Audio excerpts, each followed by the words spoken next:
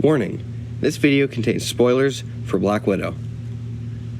I went to the theater for the first time in a while to see the movie Black Widow on release day. I went with my grandparents and with my good friend Ben Anna. We all sat in the local theater waiting through trailer after trailer for the first Marvel movie to come out after the pandemic. And when the opening finally played, it sowed the seeds of doubt in me. Over the title card of the movie played a sad cover of the Nirvana song Smells Like Teen Spirit. This kind of cover is the type that you'd expect to see from a trailer. Why is it opening the movie? However, that was not my takeaway from the film. Neither was the 5-year-old behind me that kept asking her dad what the words on the screen said in a loud voice. No. It was the mediocrity and laziness in the climax of the film.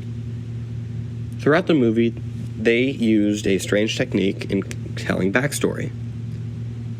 They would have characters call back things that we've never seen in the MCU's previous movies, and in an attempt to remedy this, they would show a short, straight-to-the-point callback scene explaining it just before the line is spoken.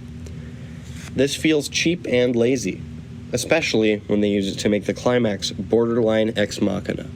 But what do I mean by this? Earlier in the movie, Black Widow is told that she's being turned over to the main villain. What we don't find out until later is that they made a plan to kill the villain. This is okay because it is a twist that is set up in the context of a previous scene that we are discovering through Red Guardian, a character that wasn't present for the planning. This works because it was set up earlier in the movie. However, the climax, which piggybacks off of that same plan for Black Widow to learn that she must break her nose to kill the villain, doesn't work. But why? Because it is the climax of the movie. For a climax to work, it should call back information from earlier in the movie that the audience might have forgotten they've learned or not realized was important. This gives the audience an aha moment where they feel satisfaction when they remember the setup. That is why the identity reveal of the Taskmaster was underwhelming as well. They showed us a face, but did not set up why we should care about or recognize it, leaving us having to infer that she was the villain's daughter that we've been only hearing about. But how could they fix this? What would I do in that position? To put it simply, I would set things up. For Taskmaster, I would show a clip of Natasha seeing a version of Taskmaster before the explosion, getting wrapped in flames. This gives us a face to recognize when we see it all mangled later in the movie, while also sticking with the flashback trope. How would I fix the climax? I'd set it up by maybe showing the person that Yelena tracked down in the beginning having a broken nose.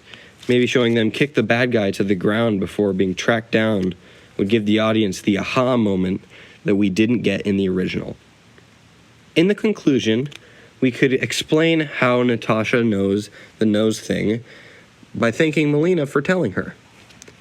Or we could just have the villain tell her that she can't hurt him because of his smell. Oh wait, that's already in the movie. They added a redundant scene that cheapens the climax.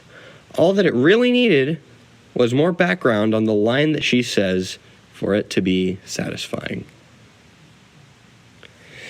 Okay, so earlier in the video, which is now over, I mentioned my friend Ben Anna, and I said that I would get back to him. Well, you see, he and my friend Mikey are on a channel with me called Marmalade Gaming. I guess you could tell what that is. If you're interested in gaming content and you like my content, maybe you would enjoy that. Anyway, aside from that tangent, that's all that I had to say for today. Thank you for listening to my criticisms. If you want to hear more, please, like the video, subscribe, comment, I don't know what else. Do those things, and I'll see you in the next video.